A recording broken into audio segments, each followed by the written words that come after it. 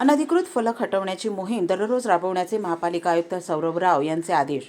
दंड वसुली आणि गुन्हा दाखल करणे याचा सहाय्यक आयुक्तांनी आढावा घ्यावा. ठाणे महापालिका क्षेत्रात अनधिकृत फलक, पोस्टर्स, बॅनर्स हटवण्याची मोहीम दररोज राबवण्याचे आदेश महापालिका आयुक्त सौरभ राव यांनी सर्व सहाय्यक आयुक्तांना दिले आहेत. त्याचबरोबर नोटिसा देणे, दंड वसुली आणि गुन्हा दाखल करणे याचा सहाय्यक आयुक्तांनी दैनंदिन आढावा घ्यावा असेही आयुक्त राव यांनी स्पष्ट केले आहे. महापालिका क्षेत्राचे विद्रुपीकरण थांबवण्यासाठी दैनंदिन मोहीम राबवून अनधिकृत फलक हटवण्याची आवश्यकता आहे. त्याबाबत माननीय उच्च न्यायालयाचे अतिशय काटेकोर आदेश आहेत. त्याचे पालन सगळ्यांनी करावे.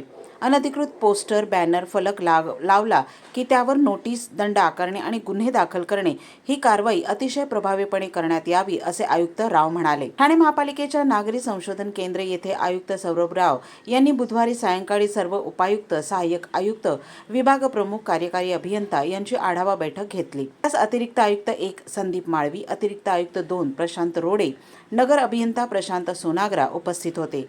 उपायुक्त मुख्यालय जी गोदेपुरे यांनी यावेळी विविध विभागांकडील कामांचा आढावा घेणारे सादरीकरण केले. जानेवारी महिन्यात वृक्ष छाटणीचा पहिला टप्पा. दरवर्षी पावसाळ्याच्या आगमनापूर्वी केल्या जाणाऱ्या वृक्ष छाटणीबाबत तक्रारी येतात. त्यामुळे आयुक्त राव यांनी ही वृक्ष छाटणी 2 टप्प्यात करण्याचे निर्देश दिले होते.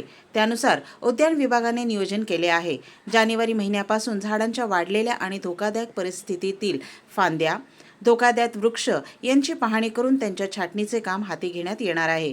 हे काम वेळेत सुरू करण्याची सूचना आयुक्त राव यांनी बैठकीत दिली. शाडूच्या मूर्ती किफायतशीर दरात मिळाव्यात म्हणून प्रयत्न करावा. आणि महापालिका क्षेत्रात सन 2024च्या गणेशोत्सवात सुमारे 30% मूर्ती या शाडूच्या होत्या.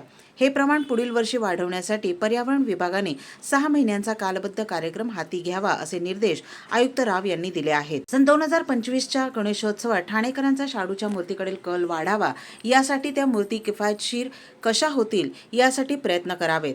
मूर्तिकार, गणेश मंडळे, पर्यावरण विषयातील संस्था यांच्या मदतीने याबाबत जनजागृती करण्यात यावी. मूर्तिकारांशी संवाद साधून त्यांना शाडूची माती आणि कार्यशाळेसाठी जागा आगाऊ उपलब्ध करून द्यावी असेही आयुक्तांनी सांगितले. रस्तोरस्ती लागणाऱ्या मूर्ती विक्री केंद्रांऐवजी केंद्रित पद्धतीने ठिकाणच्या मोकळ्या जागांमध्ये मैदानात स्टॉलची व्यवस्था करावी, म्हणजे रस्ते, वाहतूक आणि पादचाऱ्यांना अडथळा येणार नाही याची दक्षता सहाय्यक आयुक्तांनी आपापल्या प्रभागात घ्यावी असे आयुक्त म्हणाले.